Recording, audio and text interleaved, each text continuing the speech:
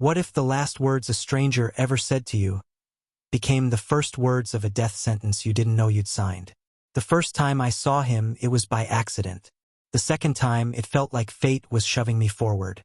The crowd inside the station was a restless tide, everyone pushing past in different directions, voices blending into a dull roar under the crackle of train announcements. I was filming background shots for a documentary, scanning faces for those little, unscripted human moments I could capture. That's when I felt the hand on my arm. Not a brush, not a bump, a deliberate grip. I turned, and he was already leaning in.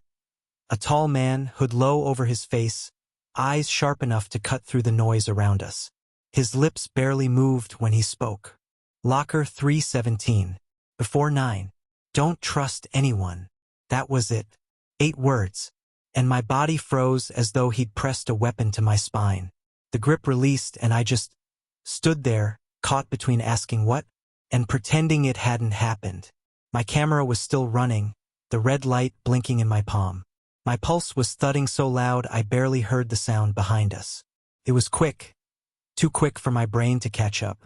The man jerked forward, his body folding into mine, and that's when I saw it. The hilt of a knife jutting from his back. Gasps ripped through the air. Someone screamed. The crowd split, people stepping back as if the blood might reach them through their shoes. I tried to hold him up, but his weight was dead heavy already. His hand pressed something into mine. Fast, urgent, like a reflex he'd been rehearsing, and then he slipped from my grasp. The knife was gone before I saw who pulled it. The attacker melted into the chaos, faceless among 100 panicked strangers. My brain screamed at me to run, but my legs were locked. All I could do was look at what he'd shoved into my hand. A small, bent key. And then I saw her. Not in the crowd. Not panicked. Just standing at the edge of the scene. Watching me. Her face calm, almost curious. And when our eyes met, she smiled slow, knowing. That's when the alarms in my head finally broke through. I moved. Pushed past bodies. Dodged a dropped bag. Hit the stairs at a half-run, half-stumble. The crowd blurred around me, but her. She was clear. She was moving now. Following. Every step out of that station felt like I was climbing deeper into a trap I hadn't even known existed. I didn't know what was in that locker. I didn't know who she was. I didn't even know if the man on the floor was alive or dead. All I knew was that the key in my palm was digging into my skin like it wanted to tell me something. You have 43 minutes. What would you do if the thing they asked you to do could never be undone? The phone didn't just ring. It shook in my hand. His voice was low, urgent. No greetings. No explanation. Just a sentence that didn't make sense until much later. I need you to come now. Don't bring anyone. And don't ask questions. From the moment I hung up, it was like someone pressed play on a reel I couldn't pause. I grabbed my keys, but my hands were trembling so hard I almost dropped them. The street outside looked the same but felt different. My own footsteps sounded too loud. Every turn of the ignition, every flicker of headlights felt like it was pushing me into something I couldn't escape. Halfway there, my phone buzzed again. A second message, shorter than the first. Hurry. Before they do. That was when I knew this wasn't just about him. Every light I hit turned red. Every corner I took, I caught glimpses. Cars that seemed to follow, faces that turned away too quickly. My chest burned, but I couldn't slow down. When I reached the location, the street was empty. Too empty. The air had that thick, static charge before a storm. I called his name. No answer. Just a single sound from inside the building. A metallic slam that made my stomach drop. I stepped through the doorway, and my shoe slid on something wet. I looked down. My breath caught in my throat. It wasn't water. Before I could react, my phone buzzed one more time. But it wasn't from him. And the message made me wish I had never answered that first call. What would you do if someone you trusted asked you to betray everything you believed in? That question wasn't whispered. It was thrown like a grenade into the middle of my day, and the explosion hasn't stopped ringing in my head. I remember the exact moment. The air in the room felt heavier, like oxygen had been replaced with smoke. My pulse shot up. The world outside that tiny space kept moving. People walking, phones buzzing, laughter somewhere down the hall. But inside, the seconds stretched into eternity. His request wasn't loud, but it was sharp, cutting through the calm like glass shattering. Every word felt wrong, twisted, designed to pull me into something I had no business touching. And yet, the way he looked at me, no threats, no bargaining, just expectation, like it was already decided. My hands went cold. My mind raced. Every reason to say no burned bright, but so did the fear of what would happen if I refused. Because I knew what this meant. If I agreed, I wouldn't just be doing something small. I'd be opening a door. And once that door opened, I'd never be able to close it again. The silence between us became unbearable. Every instinct screamed to get up, to walk out, to pretend I hadn't heard. But the air was thick with a pressure I couldn't shake. Like the walls themselves were leaning in, waiting for my answer. I wanted to speak, but the words wouldn't form. Instead, I felt my throat tighten, my stomach knotting so hard I could barely breathe. And then he smiled. Not a warm smile, a knowing one, as if he could already see my decision and the consequences before I even said a word. That was the moment I realized it wasn't really a request. How do you prepare yourself when the next words you hear could end everything you know? The air inside the small interrogation room felt charged, like the static before lightning strikes. A single strip light flickered above, throwing sharp shadows across the table. On one side, the request, not written, not whispered, spoken in a tone so calm it made the skin crawl. The officer's pen froze mid-scribble. Say that again? The man across the table didn't blink. I want you to make it look like she never existed. The words slammed into the room like a sledgehammer. Even the hum of the air conditioner seemed to choke into silence. Every second after felt stretched, like time itself was hesitating, unsure it wanted to keep going. The officer leaned forward. Do you even understand what you're asking? A slow nod. No shame. No fear. Just certainty. And then the trigger. A knock on the door. 3 sharp raps. Urgent. The kind of knock that means something outside has gone wrong. The door burst open, and a younger officer stumbled in, breathless. Sir, there's been another call.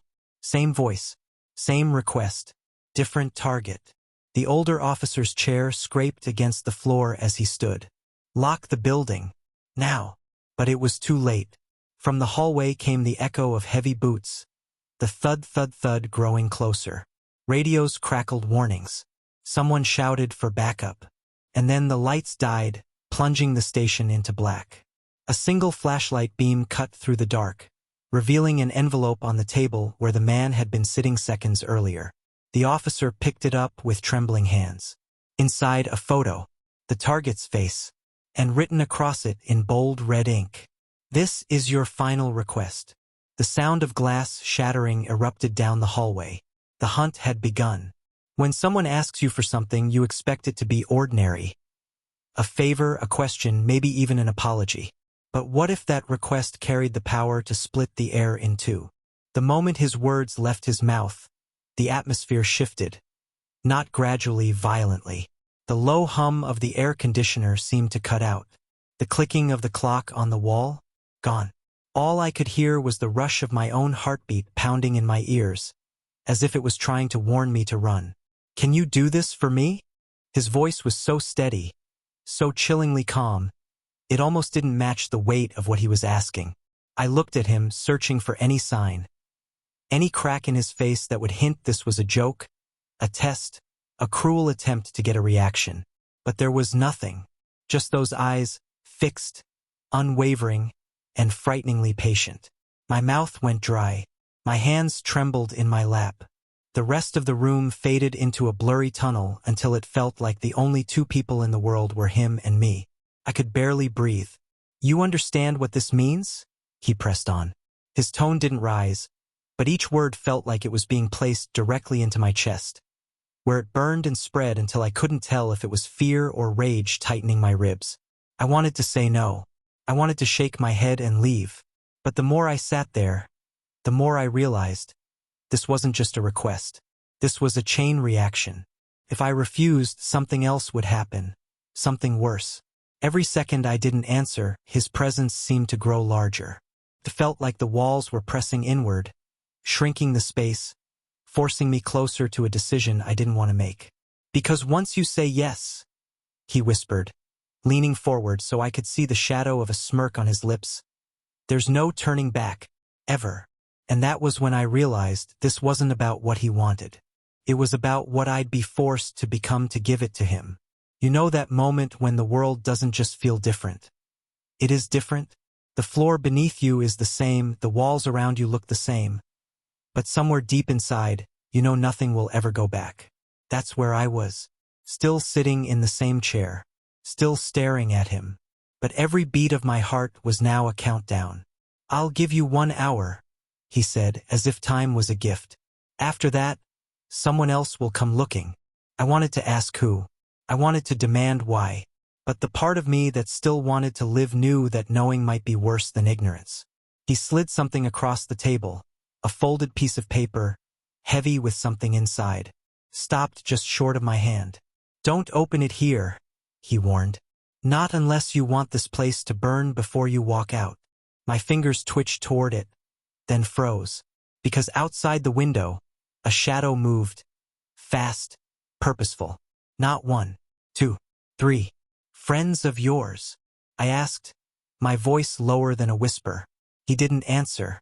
He just looked past me, toward the door, his jaw tightening. Then he stood, slow, controlled, and leaned down so close I could feel the heat of his breath at my ear. If you're going to run, he murmured, start now. The chair clattered behind me as I bolted. The paper was in my hand before I even realized I'd grabbed it. My feet hit the hallway, the sound of them slapping the floor swallowed by the pounding in my ears. Halfway to the exit, the first shot rang out. Glass exploded behind me, raining down like sharp, glittering rain.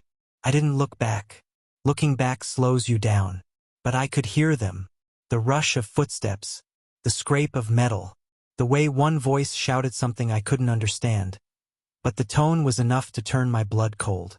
The front door was 5 steps away when a figure appeared in the frame, blocking the light outside. I didn't have time to think. I didn't have time to breathe. I just ran through.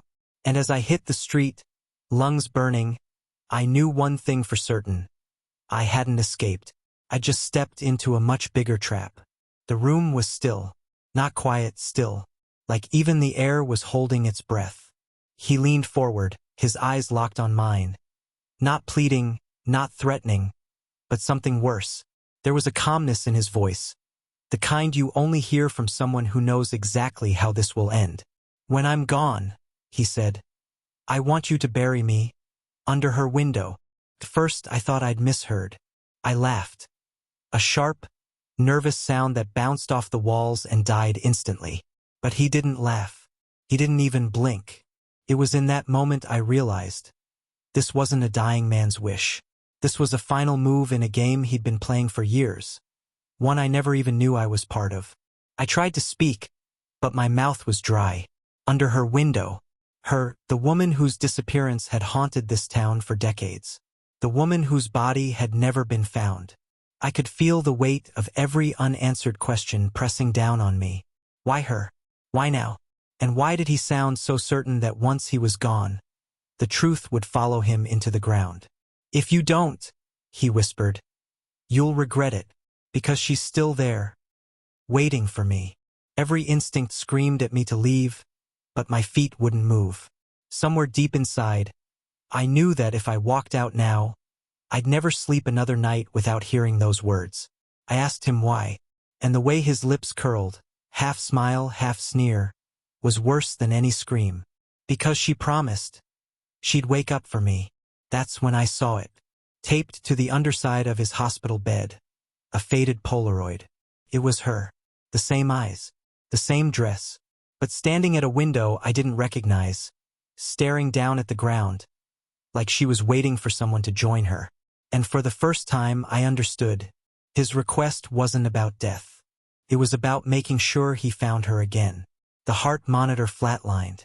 I stood there, the Polaroid shaking in my hand, realizing I had just inherited the last chapter of a nightmare I never asked to read.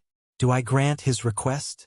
Do I bury him there and risk uncovering the truth the town buried long ago? Or do I burn the photo and pretend I never heard those words? The clock was ticking. If you want to know what choice I made, you already know where to find me. Subscribe to the Veil of Secret because some requests are too dangerous to ignore.